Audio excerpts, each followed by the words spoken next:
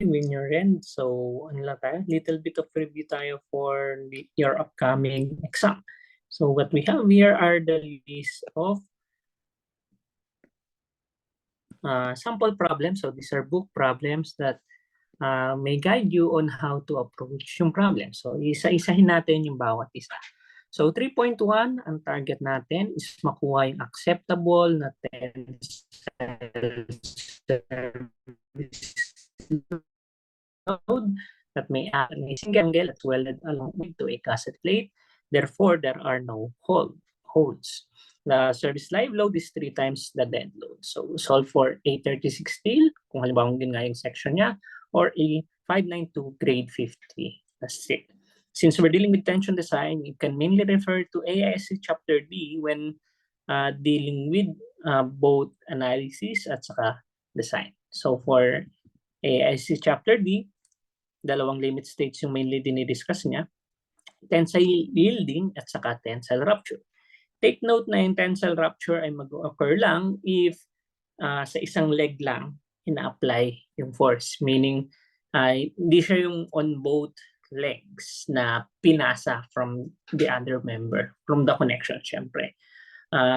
Nandun muna sa isang leg, therefore, concentrated yung stresses dun, kaka-transfer lang, then over time, over space lang, mata-transfer throughout, yung stress na yun mag-even out for the whole section. Yun yung tinatawag na shear lag. So by that definition, ma-distinguish natin kung nangyayari ba yung shear lag or not. So by the statement of the problem, supposedly, mangyayari yung shear lag factor. So it falls under case 2 pag tinignan mo si D3.1. So ang kailangan mo na parameters into computing si shear lag factor is si X bar, which kaya natin makuha, and si length of connection. Pero wala yung length of connection dun sa cross-section. Therefore, we can assume as of the moment na U is equals to 1. And now, given na yung section is 6 by 4 by 3 over 4 na angled section, pwede mo makuha yung material properties niya or yung section properties niya from AISC table 1-7. And yung materials natin, A36 steel at saka A572 grade 50 steel, pwede nyo i-check siya kay AISC table 2-4. Ang makukuha mo ron is yung yielding stress and yung ultimate na stress. Now, to check for both cases, so you have the two na limit state, so tensile yielding, ano lang natin, gamitin lang natin yung formula as stated in chapter D. So, ang ating under strength factor na phi ay 0.9, tas Fy, na-compute natin from table 2-4, then yung A sub G nakuha natin from table 1. So, meron kang 36, meron kang 6.94, and meron kang 0.9. So for an A36 steel, tensile yielding yung kinoconsider natin, 224.856. If on the other hand, i-consider natin si rupture, again, ang mga parameters na kailangan makuha ay under strength factor, which we already know to be equal to 0.75. F sub U is yung ultimate na stress. So makukuha natin kay table 2-4, which is for A36 steel, 58 KSI. Yung A sub E is yung effective na area. Take note, hindi gross area, hindi net area, effective area. Into getting yung effective area, ito yung formula natin. U times A sub N. So kailangan natin kunin yung net na area muna. So yung net na area is kung halimbawa binawas mo yung bolt holes dun sa gross na area natin. Since walang bolt holes, yung gross area is simply equal to the net area because walang nabawas in the first place. Pero kailangan pa rin multiply with the shear lag factor and na-determine naman natin na equal to 1. So plug everything in, you'll have 301.89. When reporting kung ano yung capacity, always take the lower among the two, which is 224.86. Kasi mangyayari, is as you ramp up yung force, over time, incrementally mo ini-increase yung force, mauunang mangyari yung yielding. Tapos magtutuloy-tuloy na yung yung progression ng limit state, hindi na niya ma-reach yung rupture. So, kailangan natin makuha alin yung mas maliit sa dalawa. If gagamitin naman natin sa grade 15 na still, we simply substitute yung values for Fy and Fe sub u, and may makukuha kang dalawang values. Again, take the lower of the two, yun yung ire-report mo na capacity. So, meron kang 312.3 and meron kang 338.325, which, syempre, comparing those two, sasabi natin na ang nag-govern ay si tensile yielding. Again, wala pang flux shear at the moment dahil walang bolt holes. Walang bolt holes na magkukos ng shearing effect. So, when we speaking of holes, pupunta na tayo sa problem 3.2. Compute the maximum acceptable tensile load at the angle at problem 3.1 that which may carry when it's connected on both legs.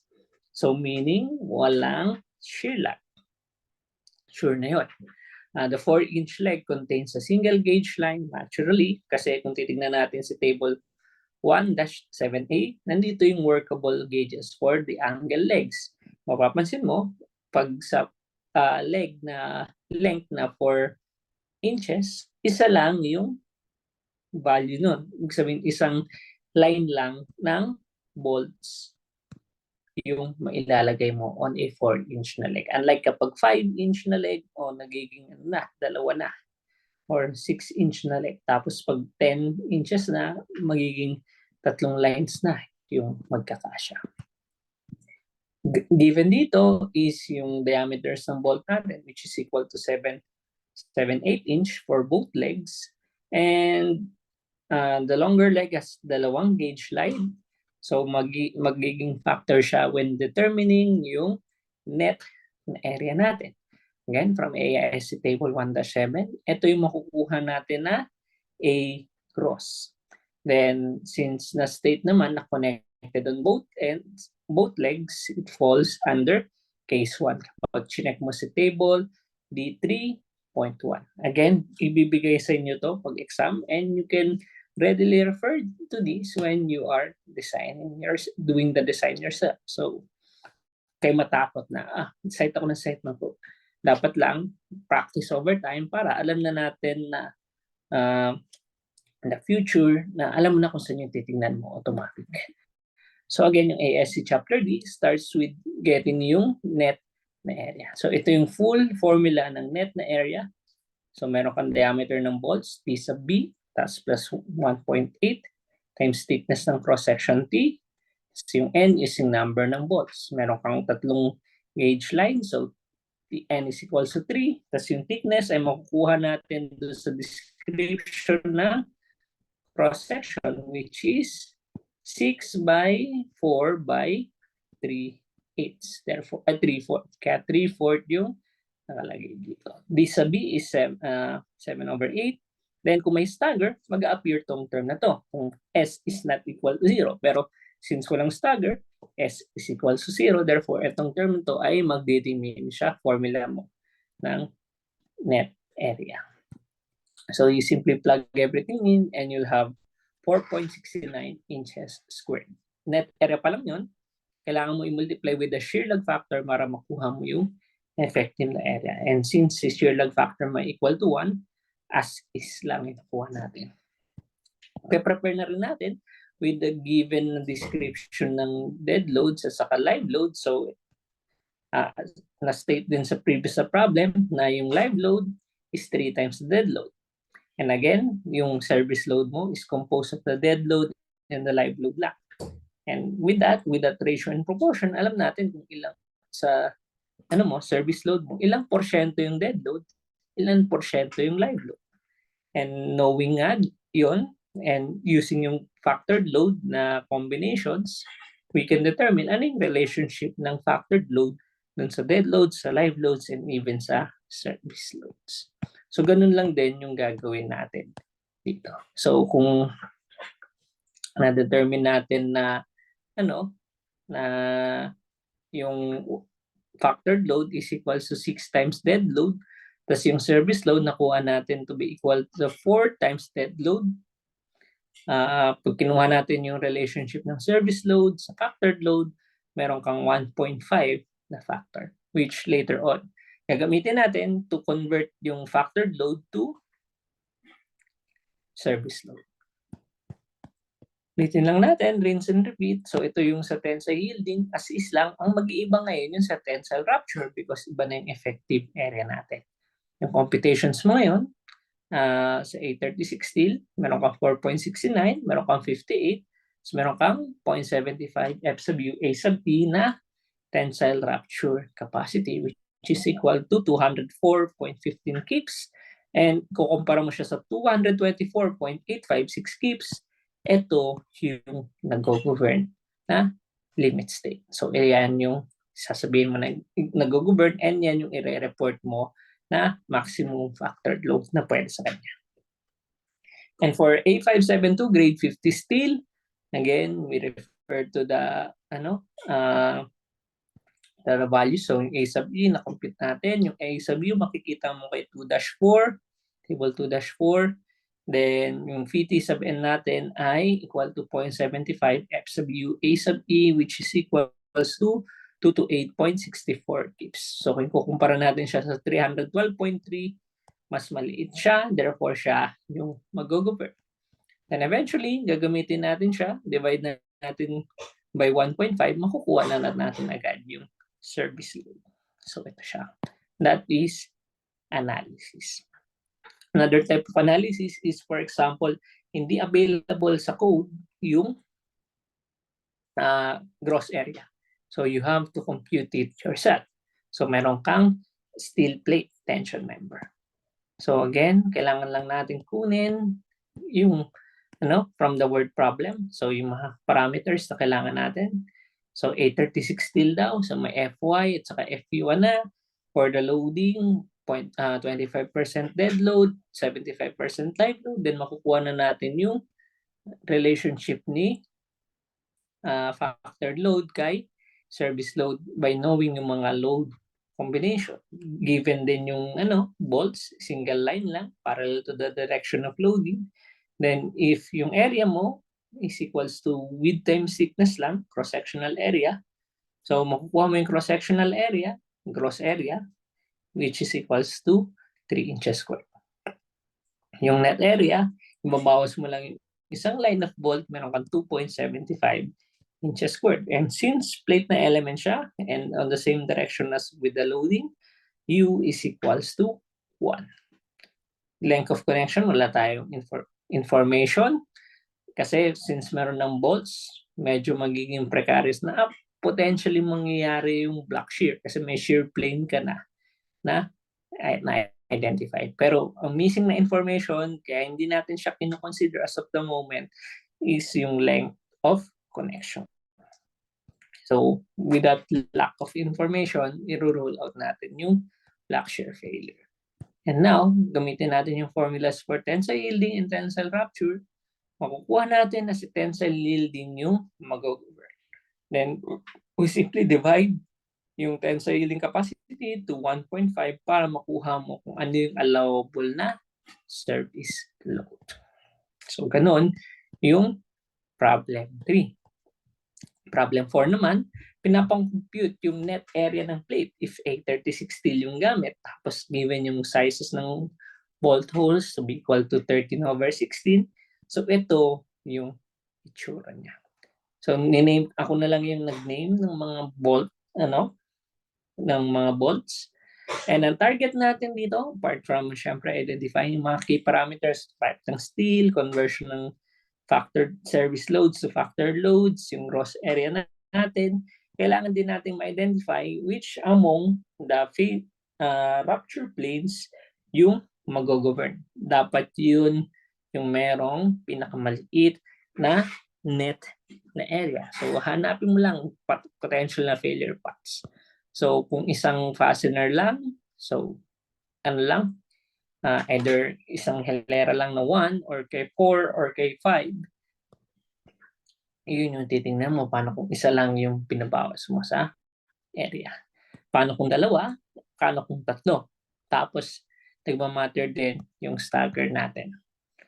So, check mo lang lahat ng failure plane mo. And kung ano yung makuha mong pinakamaliit, which is 2.98, yun yung gagamitin mo na net area. And for the effective area, we refer to, again, the 3.1 na table, and it still fall under case 1. So, gagamitin natin ay 1 na shear lag factor. So, we compute for the effective area from the net area. Then, kukumputin natin yung kay tensile rupture na capacity. So, plug everything in. Meron kang 129.69 kips. Kung ikukumpara naman natin siya kay tensile yielding, which yung kanina kinumpute. So, meron kang 3.75, meron kang 36, meron kang 0.9, meron kang 121.5 kips. And yun ay mas maliit sa kumpara mo sa 129.69. So, yun yung nag-govern na limit state, which is tensile yielding. And now nakuha mo na si tensile yielding yung nag-govern, kunin mo lang yung capacity, divide mo lang with the overall na factored load na nanderive mo para ma-convert to service load. Now, we repeat the same problem using grade 60 steel. Again, it's still the critical plane, yung 213. Nga lang, ang mag-iiba lang is yung sizes ng bolt holes mo. So, mag-iiba yung computations mo from 2.98. Kapag 15/16 na siya, magiging 2.84 inches squared na. Same pa rin yung black shear ay yung shear lag factor. So, pwede mong computein yung yielding saka yung rupture. So, comparing the two, mas maliit this time when you use grade 60 na steel and 15/16 inches na diameter holes, yung tensile ruptures. And since nakuha natin na ito yung capacity, divide lang natin with the overall factored load na nakuha natin from earlier, which will give us 105.1 kips. Ito medyo tricky lang, ginawa ko ng table form to kasi marami kang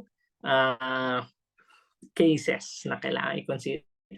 So, select a pair of angles to support a tensile live load and dead load for the case assigned by the instructor. So, itong mga nakatabulate dito. Nakatabulate din dito yung material, nakatabulate din dito yung length. Since nakalagay dito yung length, nagmamatter yung tinatawag na slenderness ratio, yung L/R. It should not exceed 300. And syempre, palagi natin kinukuha is ano ba yung maximum na factored load. So we compute accordingly.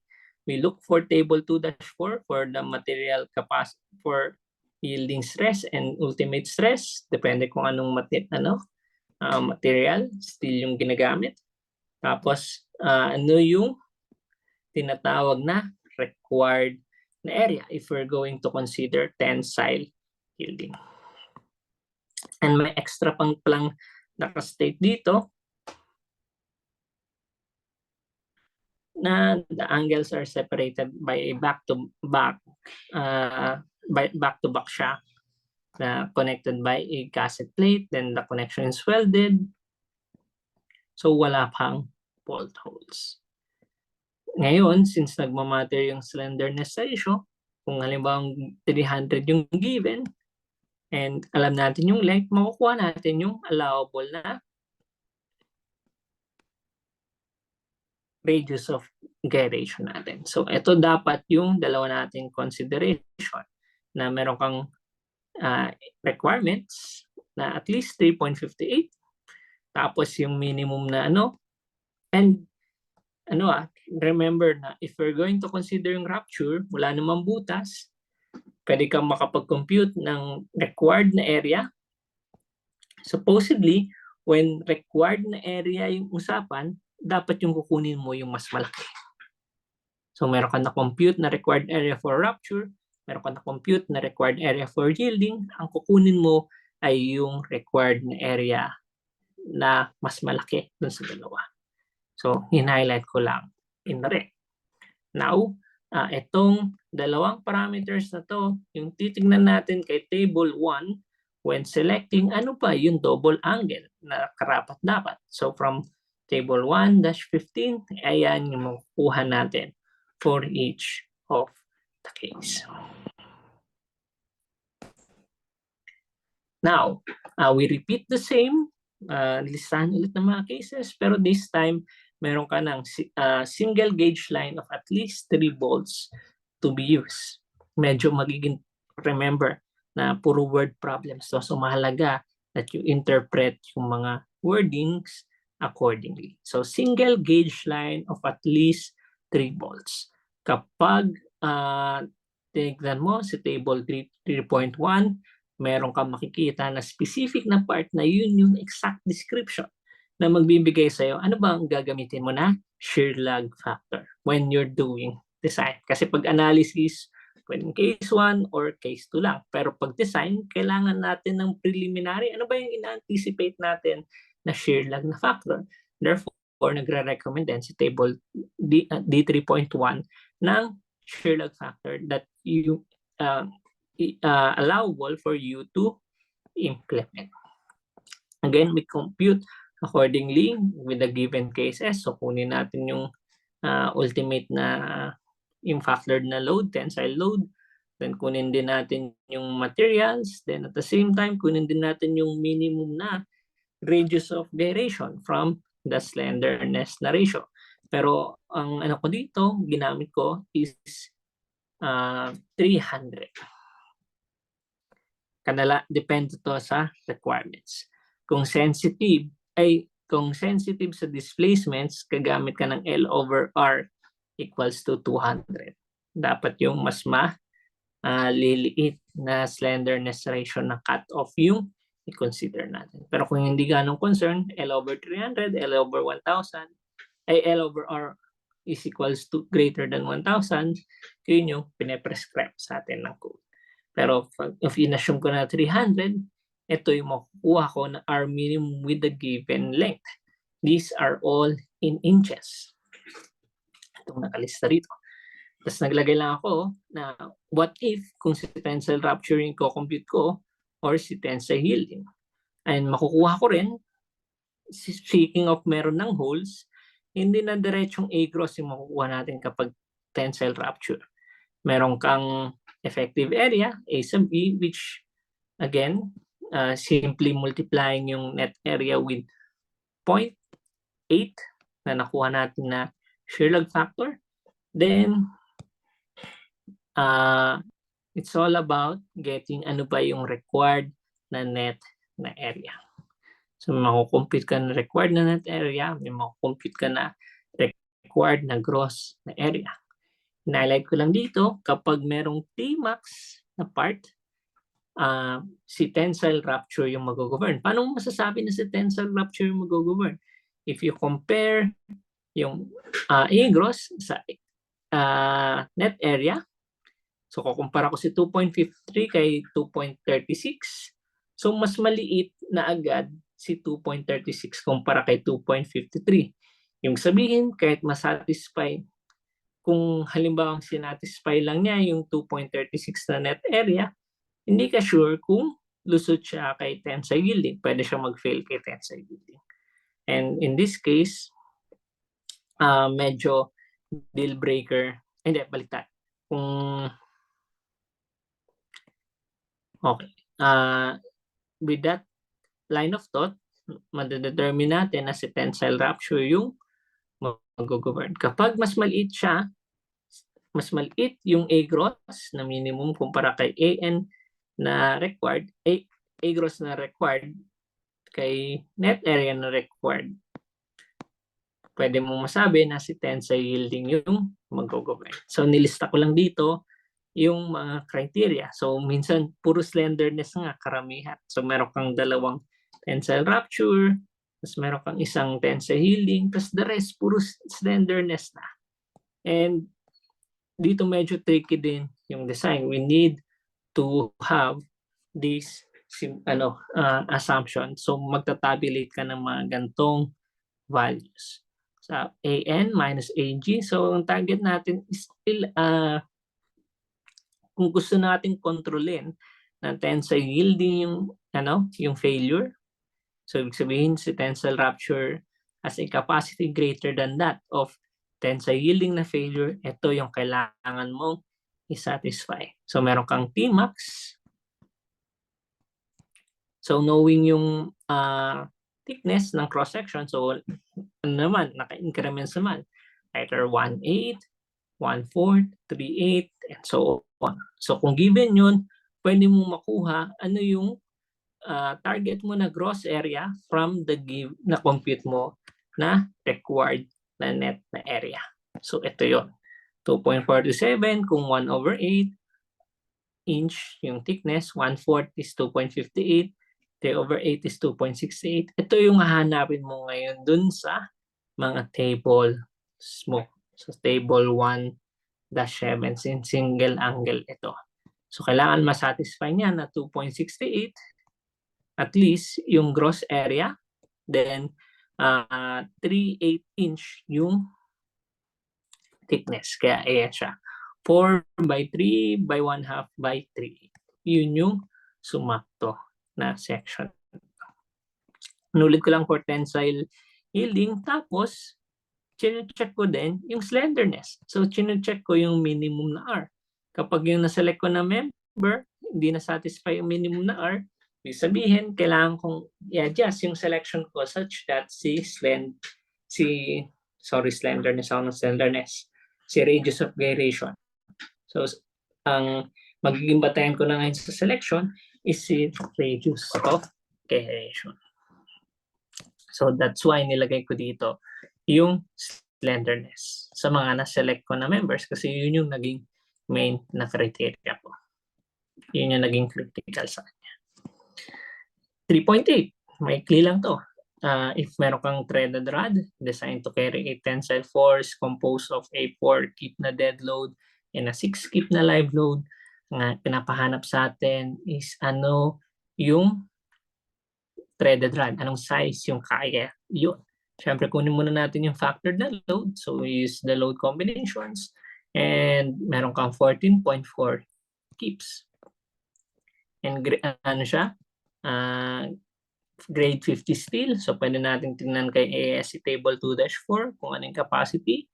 Tapos, pwede natin tingnan kay D3.1 kung nagkakaroon ng shear lag. So, wala naman. Falls under case 1. Now, to determine kung anong area, nilaro lang natin yung formula for the tensile yielding. So, remember, TU should be less than or equal to phi f sub y a sub g if tensile yielding yung kinoconsider natin. And nakuha natin dito, when we jumble everything, alam natin yung area is pi over 4 dB squared. And jumbling all of the terms, so solving for the diameter ng threaded rod mo, meron kang ganitong formula. So, you compute accordingly kung alin yung mas malaki sa dalawa, yun yung i-report mo. And remember na naka-increments ng either 1/16 or 1/8. So, this time 1/8. Na-fit sa description is yung 3/8 inch na threaded rod. So, ganon lang siya. Ito lumabas sa board exam. So, design daw yung sag rods. Yung sag rods ay yung supposedly nagkikerry ng actual na force transmitted by ito.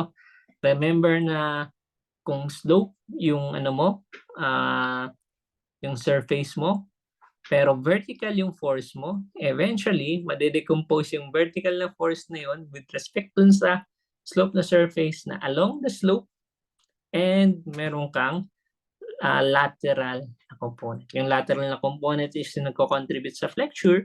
Yung along the slope, nagko-contribute sa mga actual na force na nararanasan ng threaded rods mo, sag rods rather. Sabi daw, sag rods are placed 1/3 points between the trusses. Ito yung mga pressures mo, meron kang dead load, meron kang live load. So again, explore mo lang yung mga load combination kung alin yung magbibigay sa'yo ng pinakamalaki na value. And ganito yung illustration niya. Meron kang dead load in blue and meron kang live load in blue. So ito kinonvert ko na agad to line load. So may naka-multiply dyan na 10 feet. Bakit 10 feet? Titingnan natin. The sagrads are placed 1/3 points between roof trusses which are spaced 3 feet apart. So at least by the information given, na-derive natin na 10 feet yung tributary span. So i-multiply mo lang with the tributary span, meron ka ng line load. And pwede mong ma-decompose to lateral and axial. Siyempre, consider natin yung axial na part, axial na component. So yung axial na line load na component, makukuha natin to be equal to 351 pounds per feet. And para makuha yung maximum tensile force, we simply multiply it with the overall length. Makukuha natin is 4.8 kips. We use the similar formula na nakuha natin dito. Pero sinimplify ko na ng isang equation na lang kung alin yung mas maliit sa phi f sub y at sa phi f sub u, yun yung gagamitin dito, multiplied by phi, which i-divide mo sa p sub u, which in turn, kukunin mo yung square. Makuha mo is 0.04 each. So, in that basis, gamitin mo daw is 1/16 inch na threaded na rod. 3.11, pinapadetermine yung maximum tensile load, dead load, live load, composed of dead load and live load for a C15 by 33.9 fastened to a 1-inch na gasset na plate.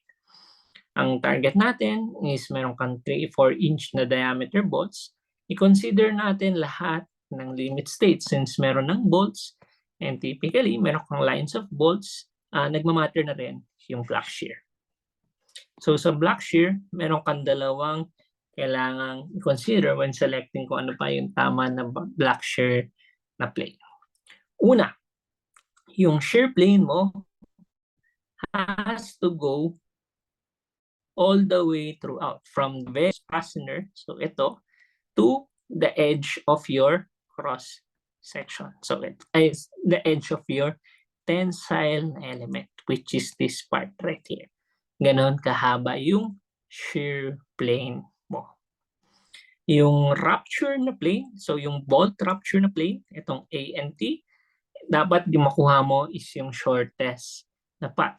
Yung rather, yung kung maraming butas doon, you would expect na bababa siya. So halimbawa, naglagay ka ng rupture plane na pataas, then papunta sa legs, dahil walang butas doon, expect mo na mataas yung ANT nun. And kapag nakuha mo na mataas yung ANT, kapag pinilagin mo dun sa formula for FNT, malaki yung value niya. And therefore, matatansya mo na potentially hindi ito yung critical na part. So kailangan mo i-consider kung isa lang ba yung shear plane, so magkabila ang dulo, kung in red, or dalawa. Again, given na yung length of connection, yung gano'ng kahaba yung sa first bolt, then yung sa last bolt. Actually, may error nga ako dito. Supposedly, 6 inches lang tong length of connection. But as it turns out, hindi rin ganong nagmamatter when getting yung effective na area. Kasi eventually, block shear yung mag-govern. Pero we proceed dun sa thought. So, minus lang yung part na 7.5 yung nilagay ko na length of connection. Pwede ko i-search kay table 1-5 for channel sections. Yung gross area, yung thickness ng flange, ng web kasi, sa web kasi siya naka-bolt. Then, yung X bar mo for your shear lag factor. 830/16, so ito lang yung makukuha natin. Net area, bawas lang natin yung 4 na gauge lines ng bolts. Wala namang staggers. And it falls under case 2 kasi kay web lang siya naka-transfer hindi throughout the whole section. So again, consider mo na from first bolt to last bolt which is equal to 6 inches rather than 7.5 inches. Effective area, lagin lang natin. Ito yung kay case 2. So, X bar over L. So, kaya kinailangan natin siya. So, meron kang around, actually, ano to, 7.5 inches squared yung kukuha mo kapag pinlagin mo na 6 instead of 7.5. And pwede natin siyang i-plug in computing yung capacity. Saan na yun? Effective area.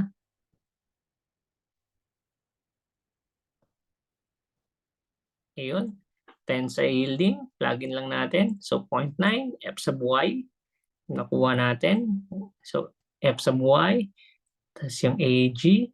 Tapos 0.9. Kuha mo doon is 324. Pag pinalagin mo na ng 0.75, yung F sub U, saka yung A sub E, makukuha mo is around 3 to 4 din. So magkapareho yung value ni tensile yielding at saka ni rupture. So again, using the updated na values. Pero syempre, since consideration ng block shear, kailangan nating hanapin ano ba yung block shear na capacity. Kasi minsan, kadalasan afterthought na lang si block shear. Sisimulan mo yung design into determining yung member, optimal na member based sa sa gross area or sa net area. Ganun mo lang siya kukunin. Then, after ng check na okay pala against tensile yielding and tensile rupture, saan ka lang mag-check for block shear. Hindi si block shear yung magli-lead sa'yo kung ano yung kailangan mo na cross-section. Palagi siya yung afterthought. So after nung unang dalawang limit state, saka mo i-check si block shear, whether it will happen or not. So meron kang shear yielding, meron kang shear rupture. So, huwag natin kalimutan to, mga formula na yan. Then meron kang bolt rupture, which is this one right here. So tatanungin mo lang, alin yung mas maliit na capacity against shear yielding or against shear rupture. So in this case, mas maliit yung shear yielding. So yun yung ipa-plus mo kay bolt rupture. And kapag pinlagin mo siya, so ito siya, yung 129.6, kukumpara mo kay 147.9, mas maliit si 129.6. So yun yung ipa-plus mo kay 145, makukuha ka ng using this formula, 0.75 times the sum of the two, meron kang 205.95 tips. Kung ikukumpara mo siya sa 324, siya yung mag-go-over. Masaya tayo doon. Repeat the same problem. Nag-iba lang ng konti yung configuration. So, hanapin mo lang ulit kay table 1. Plug-in mo lang ulit. So, again, 6 inches ulit yung yung length of connection. So, correct nyo na lang. Then, ko-compute ka ng net area. Using, syempre, pag nag-select ka ng panibagong section, so may panibagong section, iba rin yung thickness ng web mo na ilalagay dyan. So, kaya may 0.387. Unlike nung sa una na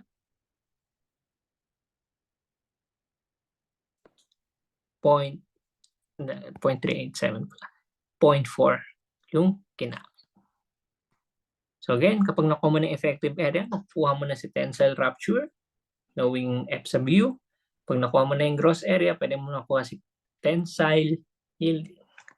Again, we do the same consideration for the block shear. Mag-iiba lang dito is yung thickness. So meron kang 0.387 instead of 0.4. So i-recompute mo lang siya. Then i-compute mo lang yung tensile yielding, shear yielding, shear rupture, pati yung bolt rupture. Kung ano yung magbibigay sa'yo ng mas maliit sa dalawa, yun yung consider mo. That results sa block shear capacity of 201.47, which if you compare mo sa capacity niya against tensile yielding and tensile rupture, mas maliit si block shear capacity, therefore si block shear yung mag-cover. 3.13. Determine daw yung tensile load with a given partitioning ay parang composition, 2 dead loads and live loads. L by 6 by 4 by 3/8 yung ginamit na cross section.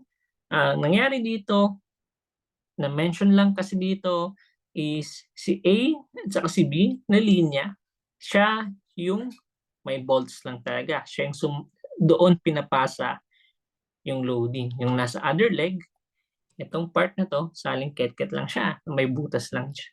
So dyan. Ang mangyayari doon,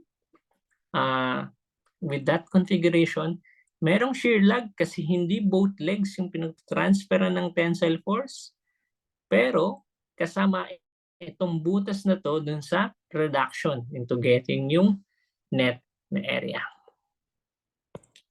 So kukunin lang natin yung net area, identify yung critical na plane. So meron kang potentialing tatlo. Either isang true siya, or isang stagger lang, which is yung B, or dalawang stagger, which is yung C. So yun yung kailangan nating sagot. And finding yung pinakamaliit. So AA, BB, saka CC. Nakuha natin na si AA, yung in color blue, yung may pinakamaliit na net area. So therefore, ito yung magiging critical na plane natin. Again, we solve for the shear lag factor.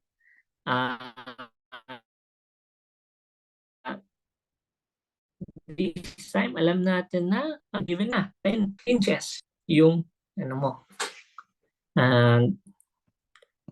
inches yung length of connection. So this time, tama nga yun. Yung 0.93, yun yung from table 1-5. Even though, ito ang note natin to. This applies on W section, on double angle section, single angle na section. So, kahit na yung force ay carried by both of the angles, kung halimbawa sa vertical na leg lang, initially pinapasa yung force, magkakaroon pa rin ng shear lag yan.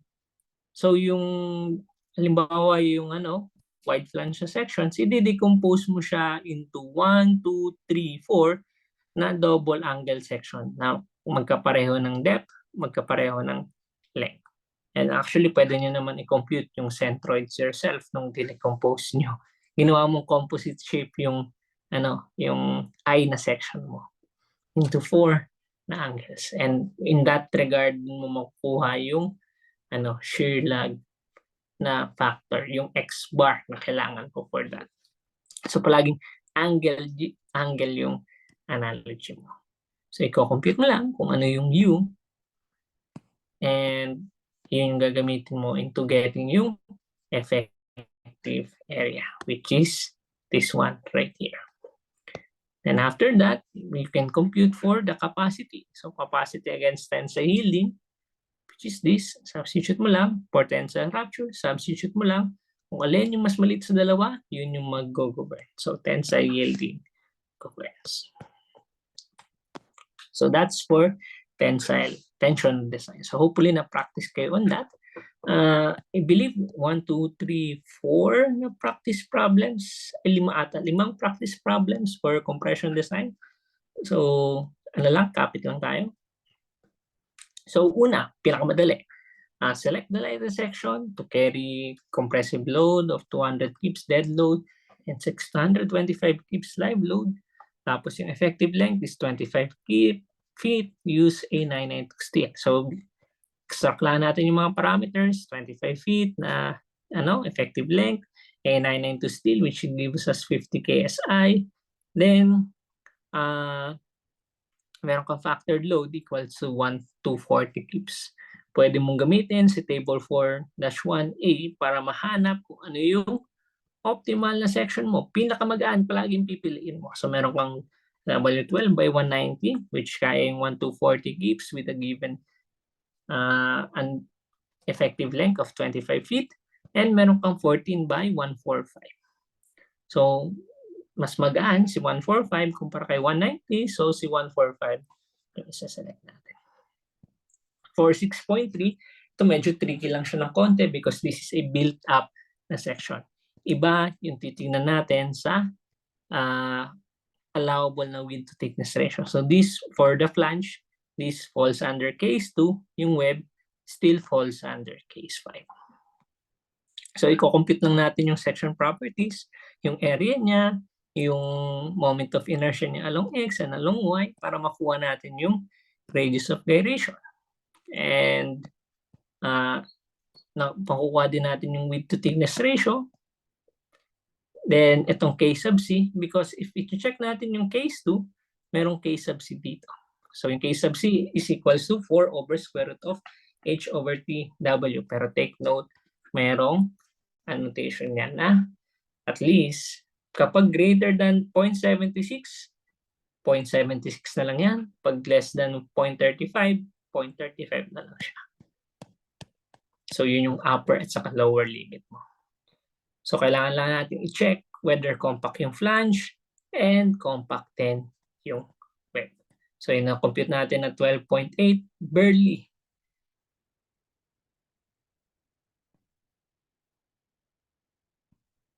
Wait. Oo, yung 12.8 ay mas maliit sa 19.85 which is yung limiting width to thickness ratio. Yung kay web, mas maliit si 34.667 kumpara kay limiting width to thickness ratio na 35.88. Therefore, compact yung flange and compact yung web natin.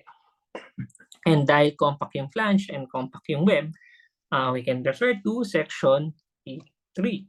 So when we refer to section E3, kunin lang natin yung slenderness along X, slenderness along Y. So pansin nyo, iba yung length along X, iba rin yung length along Y because given siya sa problem. So alamin mo lang which among the two yung mag-govern. So yung kung alin yung mas malaki sa dalawa, yung 51.06. Kukumputin natin yung Euler buckling stress from that critical. Then from that mas yung governing na axis. So 109.78. Then gagamitin natin yung 109.78. Siya yung pang-divide natin kay 50 which yung gagamitin natin pang raise at 0.658 na i-multiply mo later on by 50, sa 50. So meron kang 41.32 KSI. Meron ka ng critical stress, meron ka ng area, multiply mo yung dalawa, then multiply mo by the understanding factor, meron ka ng capacity, which is 1469 kips. And again, service, gusto nating malaman yung service load, yung P. So we solve for the service load from this formulation right here. Ito yung factored load na combination. Meron kang 992.57 kips. Next, 6.5. Ito medyo mahaba-haba to ng konti. Select the lightest W section because this sign ito na kakayanin yung column 20 feet long in a brace frame, lateral support with merong direction at the weak support at the weak direction at the mid height. Therefore, pwede mo masabi na lateral support at the weak direction, which is yung y-axis for wide flange sections, at the mid height. Therefore, yung L sub y mo is equals to 14 feet. Yung KL mo is equals to 14. We compute yung factored load, 318 kips. Yung magiging bateyan natin. So ito yung meter, gamitin mo into looking sa table 4-1. So 50 KSI siya, ito siya. So 4-1A yung titignan natin. And meron kang tatlong candidates, W14 by 43, W12 by 45, W10 by 45. Take note na since meron kang strong axis buckling at saka weak axis na kailangan i-consider, kailangan natin tong Rx over Ry na part. Kasi meron tayong quote and quote na katumbas niya dito na L sub C sa natitignan din sa table 4-1.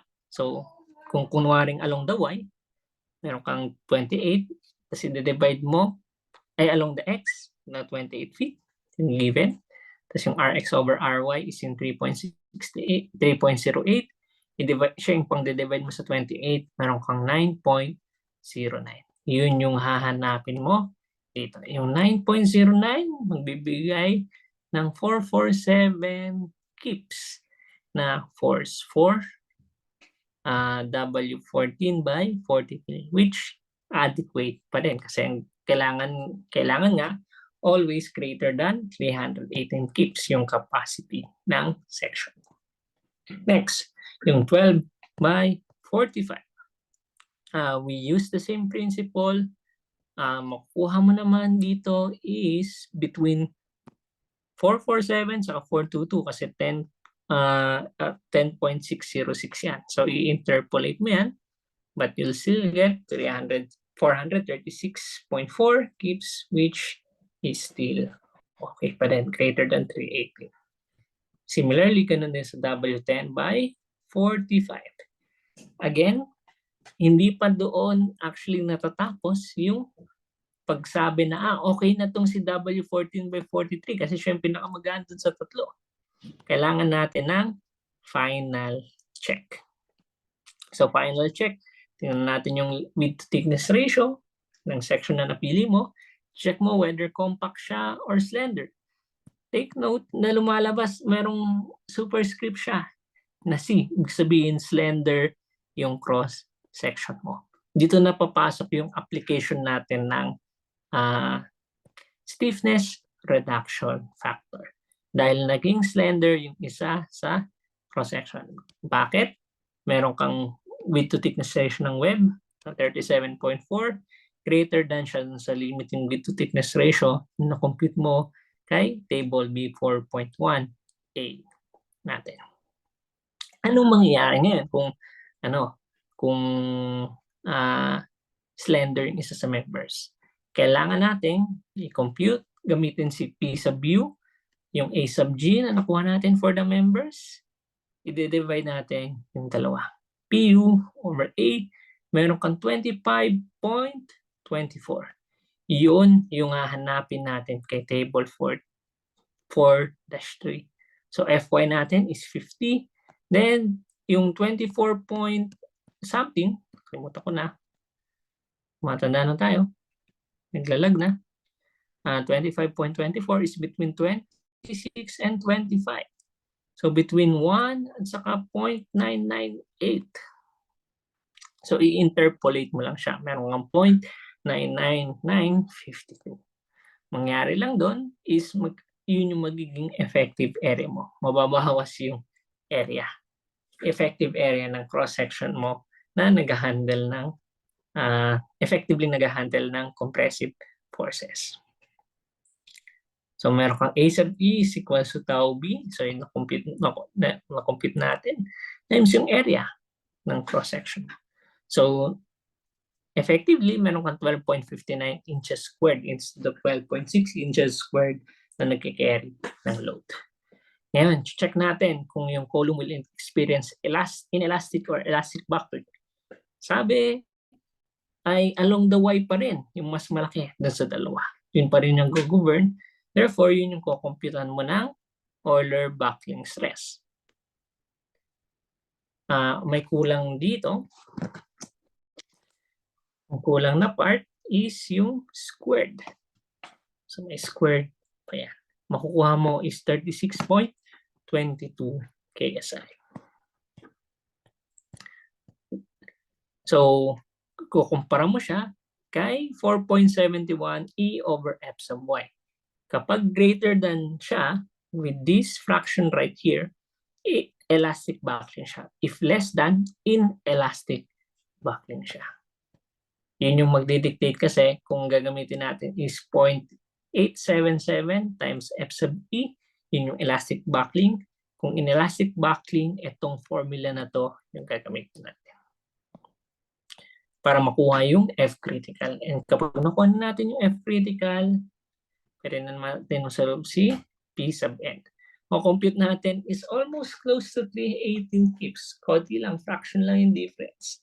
You can argue na this is already acceptable. If not, syempre, pwede ka mag-retreat to 10 by 45. I-rationalize mo na lang sa client mo na gusto ko ng some factor of safety pa rin. Ang trick ngayon, tricky na part, is paano kung hindi na yung 50 KSI, yung ano mo, yield stress mo. 50 KSI lang yung naka-display sa 4.4-1A. Mag-aano tayo ng quote and quote na nominal, yung parang panibagong capacity na hanapin.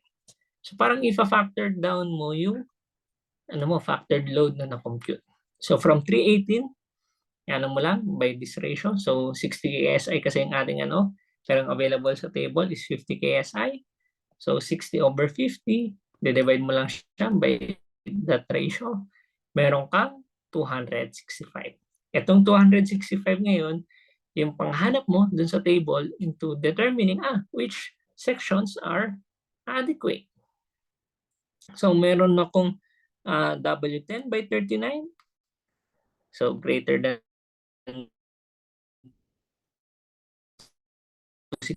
65 kasi pag tinignan ko na yung 253, hindi na siya enough for 14 feet. Tapos tinignan ko rin yung W8 by 35, meron akong 281.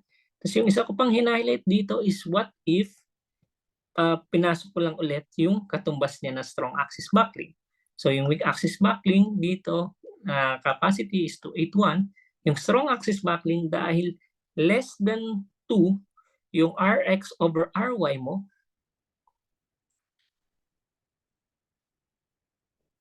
ano siya? And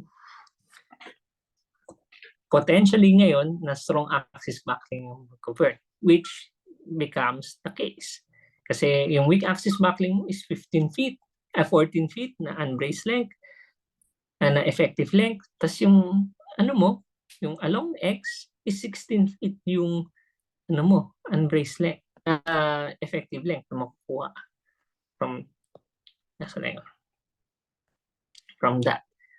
So ito 28 divided by 1.723, 16.18. Then kung tinignan natin si table, 245 kips makukuha natin. So hindi siya enough to handle yung 265. And to give the benefit of the doubt, try natin isolve. So try natin isolve. So W8 by 35, na-compute ko lang yung slenderness. So yung nag-govern nga is along X. Patunayan natin nag-govern is along X. Then compute natin yung Euler buckling stress. Meron kang 31, meron kang 41. So mas maliit sa dalawa, which is yung 31. Compute natin yung critical stress. So plug in lang natin yung formula. This KSI ang Epsilon natin. So mag-iiba lang yung computation. Then lalabas is 26.85. Plug in lang natin siya for the computation of the force. Meron kang 0.9, tapos meron kang 10.3 na area. So pwede mong gamitin ito. Ayun, yung A sub G. So times F critical, meron kang 248.89 kips. Ang target nga natin is yung 318 kips. Nag-fail siya ngayon. Again, may last check lang. Kung parang automatic, nag-skip ako ng thought, kailangan mo rin i-check whether elastic buckling or inelastic buckling. By comparing yung slenderness dun sa available na formula. So ito yung available na formula. So this time, 4.71 over square root of 29,000 over 60. Kumpara sa 29,000 over 50 na encounter mo. Still, yung nakuha mo pa rin slenderness ratio is still less than that. So inelastic buckling ka pa rin. So now, i-check natin kung W10 by 39. We do the same procedure. Kunin yung Rx, kunin yung Ry, kunin yung slenderness along X, kunin yung slenderness along Y.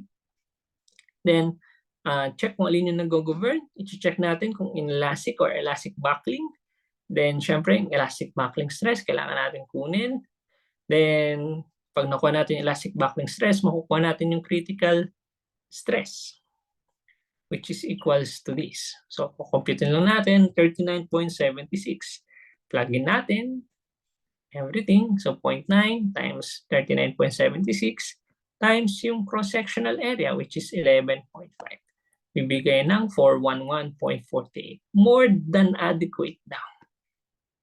So, okay na siya, pero kailangan pa rin ng last check. Kung meron kang W10/39, baka possible na W10/33. We do the same procedure, and eventually you'll arrive at the computation ng 271.57 yung factored na load niya, which is not enough to handle yung 318 na required. Therefore, nag-fail siya. So that is to prove na yung optimal na section mo pa rin is W10/39. And yung last na problem is ito, paano kung meron ng interaction with the other members? First things first is kailangan malinaw sa atin kung ano yung schematic, kung saan yung strong axis, saan yung weak axis. So ito siya. Yung bracing, kung saan siya naka-place according to the problem.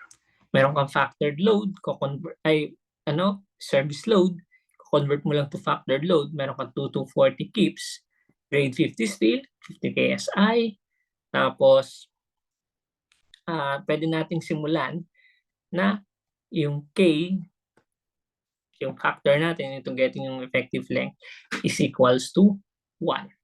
So may makuha KX, KLX, at saka KLY according to the given problem. So sinabi bakit naging KLY is equals to 6 kasi na-mention dito, in the plane perpendicular to the frame, may bracing to prevent, parang to restrain somehow yung weak axis backlit at the top, bottom, and mid-height of the columns.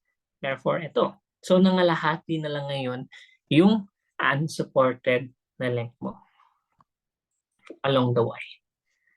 After that, using these two parameters, KLY is equals to 6, tapos KLX is equals to 12 feet, titignan natin ngayon. So meron kang 6 feet, tapos meron kang 2 to 40. So maghahanap ka ng at least lagpas. So nakuha mo is W14/176. Ngayon, na-select mo na yung member, pwede mong i-check whether nag-fail siya or hindi. So yung quote-unquote KL, pag along X, is 7.5. So i-check mo yung 7.5. So meron kang 2 to 40, meron kang 2 to 60. So nakuha mo is 2 to 50 kips. It's still greater than sa, it's still greater than dun sa 2 to 40 kips na kuha mo na factored na load. So, enough pa, kaya pa. Barely kaya. Ngayon, kailangan natin kunin yung EI ng columns. If binasa natin si Appendix 7, ang hinahanap is, by the context, axis perpendicular to the plane of buckling being considered. So kung yung weak axis mo is yung plane of buckling na ina-assume mo, so I sub X yung kailangan nating kunin na parameters. So ito yung sa sa beams, W16/89. So nakaselect na tayo ng W14/176. And binibigay naman automatic yung IX at saka IY. So 2,140. 2,140, makukuha mo yung EI over L ng columns. Then kukunin natin yung G sub E. So yung summation ng ng rigidity ng beams over rigidity ng columns over rigidity ng beams. Ito yung kay W14/176. Itong sa baba ay yung kay W16/89. Again, take note din natin yung H niya. So ito yung end na sa taas. Yung rigidity nitong part na to, yung sa gitna.